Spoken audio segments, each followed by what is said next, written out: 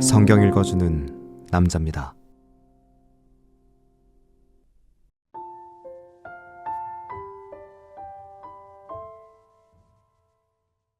여섯째 달에 천사 가브리엘이 하나님의 보내심을 받들어 갈릴리 나사렛이란 동네에 가서 다윗의 자손 요셉이라 하는 사람과 정혼한 처녀에게 이르니 그 처녀의 이름은 마리아라.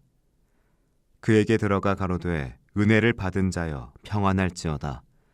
주께서 너와 함께 하시도다 하니 처녀가 그 말을 듣고 놀라 이런 인사가 어찌함인고 생각하매 천사가 일러 가로되 마리아여 무서워 말라. 내가 하나님께 은혜를 얻었느니라. 보라 내가 수태하여 아들을 낳으리니 그 이름을 예수라 하라. 저가 큰 자가 되고 지극히 높으신 이의 아들이라 일컬을 것이요 주 하나님께서 그 조상 다윗의 위를 저에게 주시리니 영원히 야곱의 집에 왕 노릇하실 것이며 그 나라가 무궁하리라. 마리아가 천사에게 말하되 나는 사내를 알지 못하니 어찌 이 일이 있으리이까. 천사가 대답하여 가로되 성령이 내게 임하시고 지극히 높으신 이의 능력이 너를 덮으시리이니 이러므로 나실 바 거룩한 자는 하나님의 아들이라 일컬으리라. 보라 내 친족 엘리사벳도 늙어서 아들을 배었느니라. 본래 수태하지 못한다 하더니가 이미 6달이 되었나니 대저 하나님의 모든 말씀은 능치 못하심이 없느니라. 마리아가 가로되 주의 계집종이오니 말씀대로 내게 이루어지이다 하매 천사가 떠나가니라. 이때 마리아가 일어나 빨리 산중에 가서 유대 한 동네에 이르러 사가랴의 집에 들어가 엘리사벳에게 문안하니 엘리사벳이 마리아의 문안함을 들으매 아이가 복중에서 뛰노는지라. 엘리사벳이 성령의 충만함을 입어 큰 소리로 불러 가로되 여자 중에 내가 복이 있으며 내 태중의 아이도 복이 있도다. 내 주의 모친이 내게 나아오니 이 어찌된 일인고. 보라 내 문안하는 소리가 내 귀에 들릴 때 아이가 내 복중에서 기쁨으로 뛰놀았도다. 믿은 여자에게 복이 있도다. 주께서 그에게 하신 말씀이 반드시 이루리라.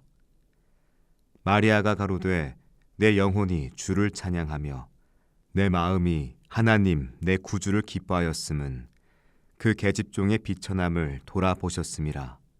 보라 이제 후로는 만세 나를 복이 있다 일컬으리로다. 능하시니가 큰 일을 내게 행하셨으니 그 이름이 거룩하시며 긍휼하심이 두려워하는 자에게 대대로 이르는도다. 그의 팔로 힘을 보이사 마음의 생각이 교만한 자들을 흩으셨고 권세 있는 자를 그 위에서 내리치셨으며 비천한 자를 높이셨고 줄이는 자를 좋은 것으로 배불리셨으며 부자를 공수로 보내셨도다. 그 종 이스라엘을 도우사 긍휼히 여기시고 기억하시되 우리 조상에게 말씀하신 것과 같이 아브라함과 및 그 자손에게 영원히 하시리로다 하니라. 마리아가 10달쯤 함께 있다가 집으로 돌아가니라.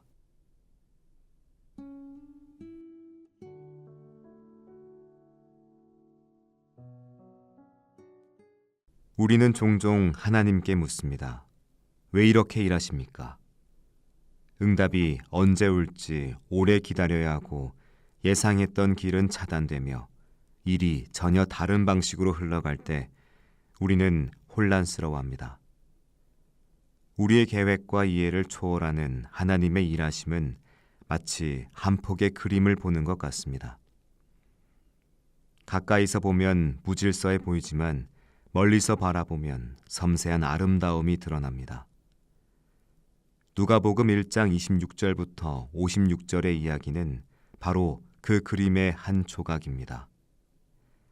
하나님의 방식이 어떻게 우리의 생각과 다른지, 그리고 그 안에 얼마나 크고 놀라운 계획이 숨겨져 있는지를 보여줍니다. 천사가 나사렛의 한 마을에 나타났습니다. 나사렛은 작은 시골 마을로 사람들에게 특별할 것이 없는 곳이었습니다. 그리고 그곳에 평범한 소녀 마리아가 살고 있었습니다. 그녀는 주목받을 만한 배경이 없는 사람이었습니다. 그런데 하나님은 바로 그녀를 선택하셨습니다. 왜 마리아였을까요? 그녀의 능력 때문이었을까요? 그녀의 배경이나 위치 때문이었을까요? 그렇지 않습니다. 하나님은 세상의 기준을 따르지 않으십니다. 그는 높은 자리에 있는 사람이 아니라 낮고 평범한 자를 통해 그의 계획을 이루십니다. 마리아가 천사의 소식을 들었을 때 그녀의 마음에는 두려움과 의아함이 가득 찼습니다. 어찌 이런 일이 있겠습니까? 당연한 질문이었습니다. 세상의 논리로는 도저히 이해할 수 없는 일이었기 때문입니다. 하지만 천사는 성령이 내게 임하시고 지극히 높으신 이의 능력이 너를 덮으시리니 라고 대답했습니다. 이 일은 인간의 능력이나 노력으로 이루어지는 일이 아니라 전적으로 하나님의 성령을 통해 이루어지는 것이었습니다. 그리고 천사는 말했습니다. 하나님의 모든 말씀은 능하지 못하심이 없다. 이 말씀은 위로였을 뿐만 아니라 하나님의 전능하심에 대한 선언이었습니다. 마리아는 자신의 약함에도 불구하고 하나님의 말씀에 순종했습니다. 주의 여종이오니 말씀대로 내게 이루어지이다. 그녀의 고백은 하나님의 방식에 대한 완전한 신뢰와 겸손한 순종을 보여줍니다. 세상이 보기에 평범하고 연약한 한 소녀가 하나님의 놀라운 일에 동참하게 된 순간입니다. 마리아는 하나님의 부르심 앞에서 자신의 부족함을 이유로 물러서지 않았습니다. 오히려 그녀는 자신을 하나님의 손에 온전히 내어드렸습니다. 엘리사벳을 찾아간 마리아는 엘리사벳의 축복 속에서 하나님의 신실하심을 깨닫습니다. 그리고 그녀는 찬양하기 시작합니다. 그녀의 찬가는 개인적인 감정을 표현하는 찬양이 아니라 약속을 신실하게 이루시는 하나님의 성품을 노래한 찬양이었습니다. 그녀는 아브라함에게 주신 약속, 그 후손들에게 베풀겠다고 하신 은혜가 이제 이루어졌음을 고백합니다. 교만한 자들을 흩으셨고 권세 있는 자를 그 자리에서 끌어내셨으며 비천한 자들을 높이셨다는 마리아의 찬양은 하나님의 정의가 어떻게 역사 속에서 이루어지는지를 보여줍니다. 하나님은 낮은 자를 들어 올리시고 연약한 자를 통해 일하십니다. 그리고 당신의 약속은 결코 잊히지 않습니다. 때로는 우리가 이해할 수 없는 방식으로 우리가 생각하지 못한 시간에 이루어지지만 하나님의 계획은 언제나 선하고 신실합니다. 우리가 해야 할 일은 마리아처럼 순종하며 우리의 연약함을 당신의 능력이 드러나는 도구로 내어드리는 것입니다. 하나님은 지금도 여전히 일하고 계십니다. 우리의 삶 속에서, 우리의 낮고 평범한 자리 속에서 우리가 포기할 것 같던 그 순간에도 그는 불가능을 가능케 하십니다. 우리는 때로 하나님의 방식이 낯설고 이해하기 어려울 수 있습니다. 하지만 하나님의 일하심을 믿고 순종할 때 당신은 우리의 삶 속에 놀라운 이야기를 그려가실 것입니다. 기도하겠습니다.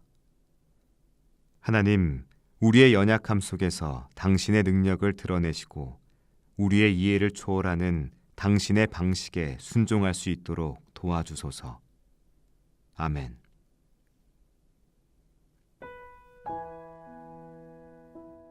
지금까지 묵상에 함께하는 교회 홍정환 목사, 내레이션 성경 읽어주는 남자였습니다.